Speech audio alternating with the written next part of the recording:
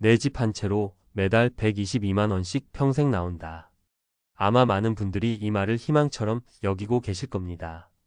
하지만 만약 그 희망이 누군가에게는 절망의 시작이 될 수도 있다면 믿으시겠습니까? 잠시 후 정부가 더 많은 혜택을 주겠다고 만든 우대형 주택연금에 가입할 자격이 충분함에도 불구하고 오히려 가입을 포기하고 깊은 한숨만 내쉬는 60대 어르신의 사연을 들려드릴 겁니다. 과연 무엇이 그를 망설이게 만들었을까요? 오늘은 평균이라는 숫자 뒤에 가려진 주택연금의 진짜 얼굴, 그리고 남들보다 20%를 더 받는다는 우대형 제도의 빛과 그림자를 낱낱이 파헤쳐 보겠습니다. 먼저 희망적인 이야기부터 시작하겠습니다. 남들보다 월 지급금을 최대 21%까지 더 받을 수 있는 우대형 주택연금이라는 제도가 분명히 존재합니다. 한국주택금융공사에서 제시하는 조건은 이렇습니다. 첫째, 부부 합산으로 집이 딱 한 채여야 합니다. 둘째, 그 집의 시세가 2억 5천만 원 미만이어야 합니다. 그리고 마지막으로 부부 중 한 분 이상이 기초연금을 받고 계셔야 합니다.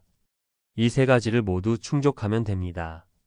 실제로 한 경제 전문지의 보도에 따르면 76세 어르신이 2억짜리 집으로 가입할 경우 일반형으로는 월 77만 6천 원을 받지만 우대형으로는 월 89만 5천 원을 받아 매달 11만 9천 원을 더 받게 된다고 합니다. 1년이면 140만 원이 넘는 결코 작지 않은 돈입니다. 심지어 이 혜택의 문턱은 최근에 더 낮아졌습니다. 정부는 더 많은 저가 주택 보유 어르신들을 돕기 위해 가입 기준을 기존 주택가격 2억 원에서 2억 5천만 원으로 올려주었습니다. 그리고 아주 중요한 변화도 있었습니다. 과거에는 주택연금에 가입하면 꼼짝없이 그 집에 계속 살아야 한다는 부담이 컸습니다.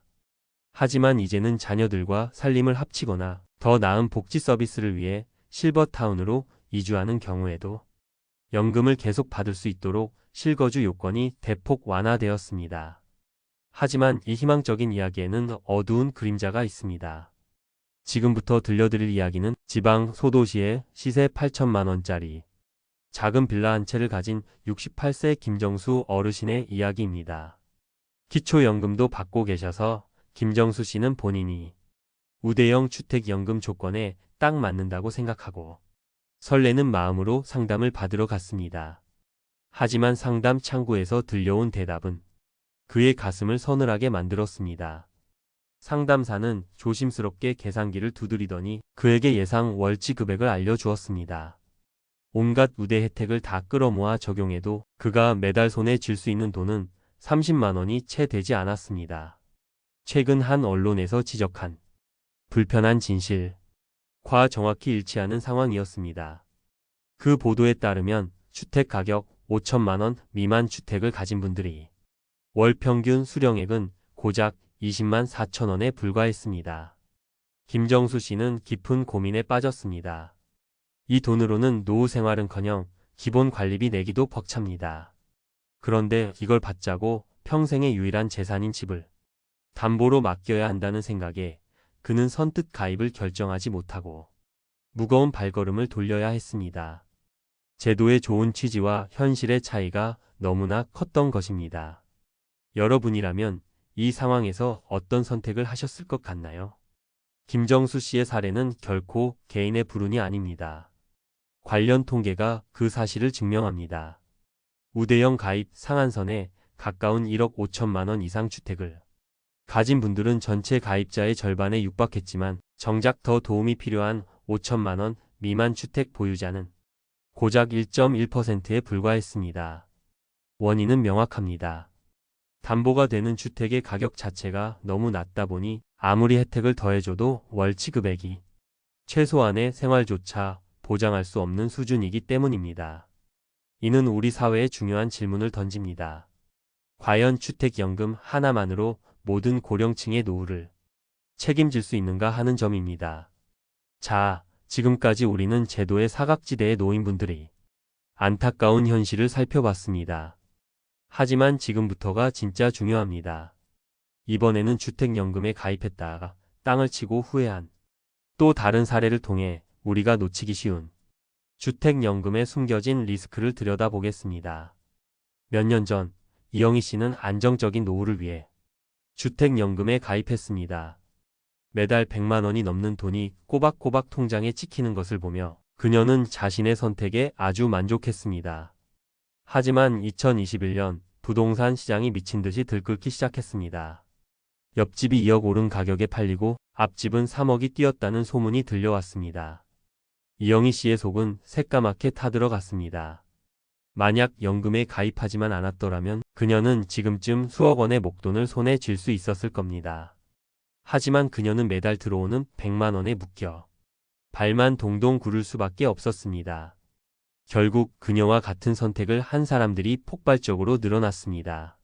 실제로 한 보도에 따르면 집값이 폭등했던 2021년 한 해에만 우대형 주택연금의 중도해지 건수가 무려 30배나 폭증했다고 합니다. 이유는 단 하나, 연금 수령액보다 집값 상승으로 인한 이익이 비교할 수 없을 만큼 크다고 판단했기 때문입니다. 이영희 씨의 사례는 주택연금이 만능 해결사가 아니라는 점을 명확히 보여줍니다. 주택연금은 본질적으로 미래의 집값 상승 가능성을 포기하는 대가로 현재의 안정적인 현금을 선택하는 계약입니다. 따라서 부동산 시장이 어떻게 움직이느냐에 따라 그 가치는 천국과 지옥을 오갈 수 있습니다. 집값이 안정되거나 떨어지는 시기에는 더없이 좋은 제도이지만 반대로 상승기에는 뼈아픈 후회의 원인이 될 수도 있다는 기회비용의 리스크를 반드시 기억해야 합니다. 그렇다면 이 모든 현실을 고려할 때 우리는 주택연금을 어떻게 활용해야 할까요? 가장 먼저 해야 할 일은 월 122만 원 같은 뜬구름 잡는 평균값이나 주변 사람들의 말에 현혹되지 않는 것입니다. 한국주택금융공사 홈페이지에 직접 접속해서 나의 집 주소와 내 나이를 정확히 입력하고 예상 월지 금액을 직접 시뮬레이션 해봐야 합니다. 그리고 그 금액이 나의 최소 생활비 기준을 정말로 충족하는지 냉정하게 따져봐야 합니다. 둘째, 만약 내가 우대형 자격 조건에 해당된다면 상담 시에 이를 내가 먼저 알고 적극적으로 문의해야 합니다. 관련 보도에서도 지적했듯이 이 과정이 자동으로 처리되지 않아 혜택을 놓치는 안타까운 경우가 발생할 수 있습니다. 내 권리는 내가 직접 챙겨야 합니다. 셋째, 주택연금은 공짜가 아닙니다. 가입할 때 내는 주택 가격의 1.5%에 해당하는 초기 보증료, 그리고 매년 대출 잔액에 붙는 0.75%의 연보증료를 반드시 계산에 포함해야 합니다.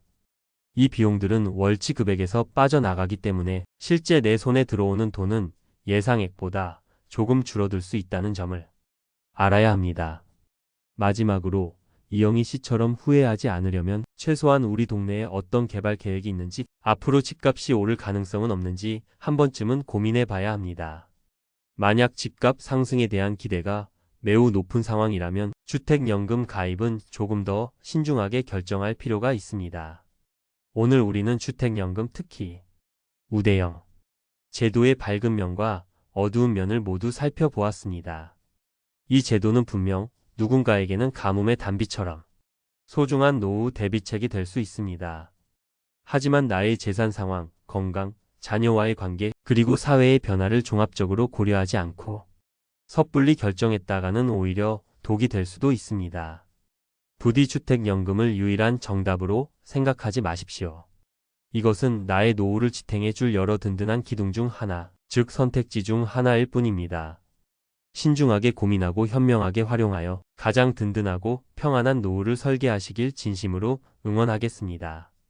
오늘 이야기가 여러분의 미래를 준비하는데 조금이나마 도움이 되셨다면 구독과 좋아요로 저희 채널을 응원해 주시면 감사하겠습니다.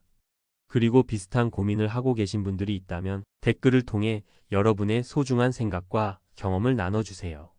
함께 지혜를 모을 때 우리는 더 나은 길을 찾을 수 있습니다.